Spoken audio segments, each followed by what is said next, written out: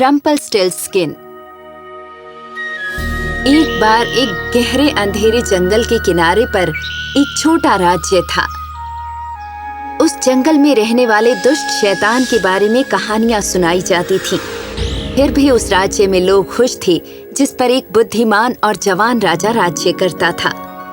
वहाँ एक गरीब चक्की वाला अपनी बेटी के साथ रहता था, जो बहुत खूबसूरत थी। पर वो चक्की वाला बहुत बातूनी और बड़बोला था।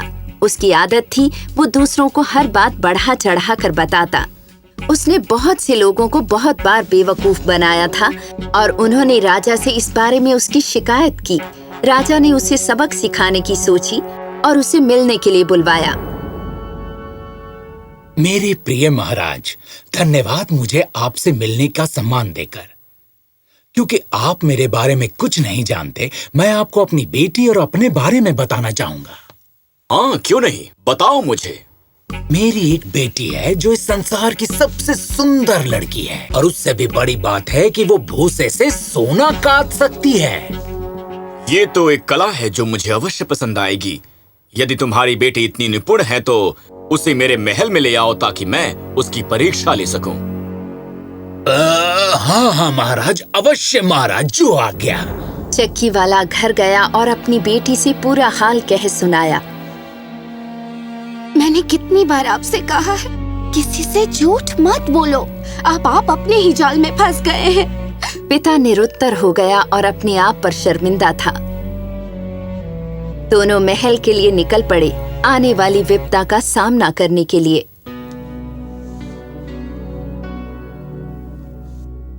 ओह, स्वागत है श्रीमान चक्की वाले, स्वागत है सुंदर लड़की। तुम सचमुच उतनी सुंदर हो जितना तुम्हारे पिता ने कहा था, और मुझे उम्मीद है तुम भूसे से सोना काट सकोगी। चलो और फिर समय बर्बाद न करें, मेरे साथ आओ।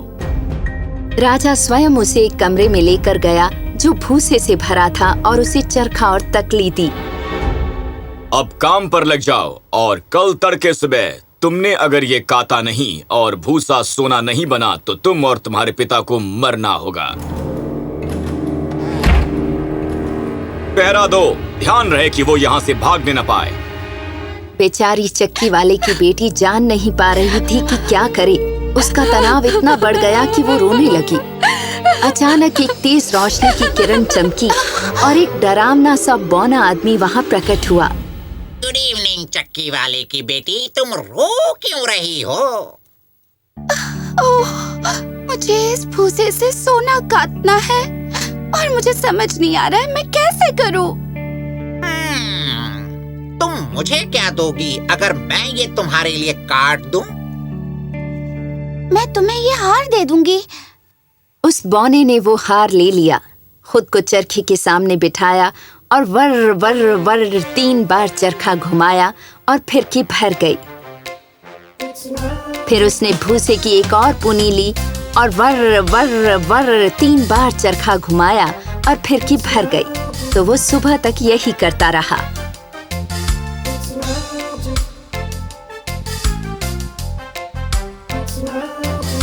सारा भूसा काट लिया गया था और सारी फिरकियां सोने से भरी थीं। धन्यवाद बौने आदमी। क्या मैं तुम्हारा नाम जान सकती हूँ? क्या है तुम्हारा नाम?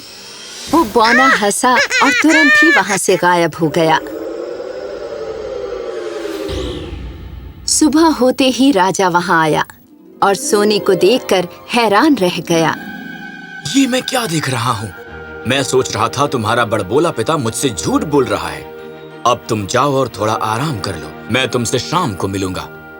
चक्की वाले की बेटी ने सोचा कि राजा अब उसे इनाम देगा और घर जाने देगा शांति से। पर शाम को लालची राजा उसे एक और कमरे में ले गया जो भूसे से भरा था और वो पहले कमरे से कहीं ज्यादा बड़ा था। यदि तुम्हें अपनी और अपने पिता की जान की परवाह है तो तुम्हें आज रात ही इस सब को काट कर सोना बनाना होगा। लड़की को पता नहीं लग रहा था कि क्या करे, इसलिए वो रोने लगी। जल्दी ही वो बौना फिर से कमरे में प्रकट हुआ। रोना बंद करो लड़की, तुम मुझे क्या दोगी अगर मैं सारा भूसा काट कर सोना बना दूं? लड़की ने कुछ देर सोचा, और अपनी उंगली की सोने की अंगूठी पर गौर किया। अब उसके पास देने के लिए केवल यही बहुमूल्य चीज थी। मेरी उंगली से ही अंगूठी ले लो। उस बौने ने वो अंगूठी खींच ली और चरखा काटने लगा, गोल गोल घुमाते हुए।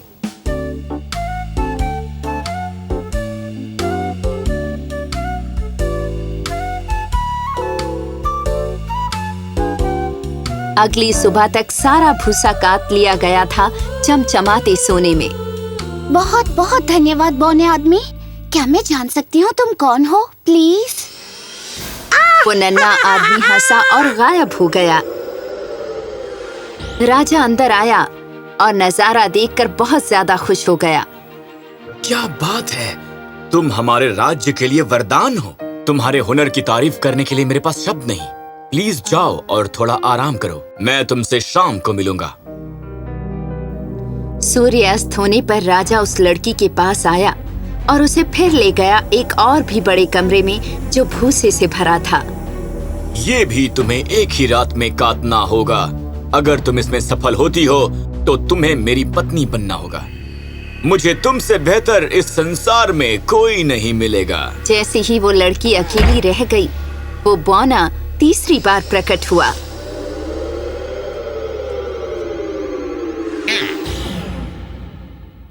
तुम मुझे क्या दोगी अगर मैं इस बार ये भूसा तुम्हारे लिए काट दूं?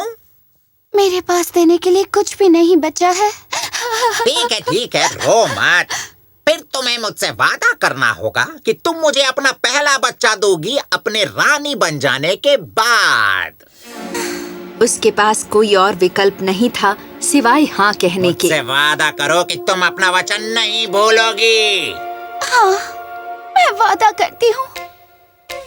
वो बौना पूरी रात काटने लगा, पहले से कहीं ज्यादा तेजी से। सारा भूसा सोने में काट दिया गया था। जैसे ही उसने रात का अपना काम पूरा किया, वो हंसा और तुरंत गायब हो गया। सुबह राजा आया और उसने पाया कि उसकी इच्छा अनुसार सारा काम हो गया था। ओह, क्या बात है, तुमने खुद को काफी साबित किया। मैं कल तुमसे शादी करने वाला हूँ। चक्की वाले की सुंदर बेटी रानी बन गई। एक साल में वो एक बच्चे को इस संसार में लाई। वो उस बौने को दिया गया अपना वादा भूल गई। एक दिन जब वो अपने बच्चे के साथ अपने कमरे में अकेली थी, अचानक वो बौना उसके कमरे में प्रकट हुआ। क्या तुम अपना वादा भूल गई रानी? नहीं, मुझे अभी भी वो याद है, पर मैं अपने बच्चे से बहुत प्यार करती हूँ। क्या मैं तुमसे एक एहसान मांग सकती हूँ? मैं अब रानी हूँ। तुम कुछ भी मांग सकते हो, जो भी चाहो, सिवाय मेरे बच्चे के। तुम जो भी मांगोगे मैं तुम्हें दे सकती हूँ। नहीं, मैं कुछ जीवित चाहूंगा बजाय संसार के सारे खजाने के। ओ बौने आदमी, मैं इसके लिए तुमसे भीख मांगती हूँ। प्लीज मेरे बच्चे को छोड़ दो, प्लीज प्लीज। उस बौने को उस पर दया आ गई। उसने एक कड़ी शर्त रखी कि वो उसका नाम पूछे। मैं तुम्हें 3 दिन दूंगा और उस समय के अंत तक तुम मेरा नाम न बता पाओगी तो तुम्हें वो बच्चा मुझे देना होगा। धन्यवाद बौने आदमी, मैं तुम्हारा आदरणीय नाम ढूंढ कर रहूंगी। ठीक है, फिर मैं कल वापस आऊंगा। रानी ने पूरी रात सोचते हुए बिता दी, सभी नामों के बारे में जो उसने कभी सुने थे। अगले दिन उसने एक संदेशवाहक को भेजा कि दूर दूर जाए और सभी संभावित नामों का पता लगाए।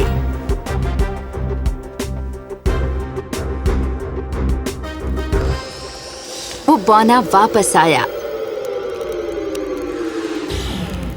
तो क्या तुमने अंदाजा लगा लिया मेरे नाम का? हाँ, क्या तुम्हारा नाम कैस्पर है? ये मेरा नाम नहीं है। क्या तुम्हारा नाम मेल्क्वायर है? ये भी नहीं है। बेल्थेज़ार? नहीं। रानी ने वो सब नाम दोहराए जो वो जानती थी। और वो पूरी सूची दोहराई जो उसे संदेशवाहक ने दी थी। पर हर नाम के बाद वो बौना उस पर हंसा और कहा नहीं। ये बहुत हो गया एक दिन के लिए। मैं कल वापस आऊंगा, तैयार रहना। दूसरे दिन रानी ने संदेशवाहक को आसपास के राज्यों में भेजा कि सबसे ज्यादा असाधारण और एक वचन वाले नाम खोजे।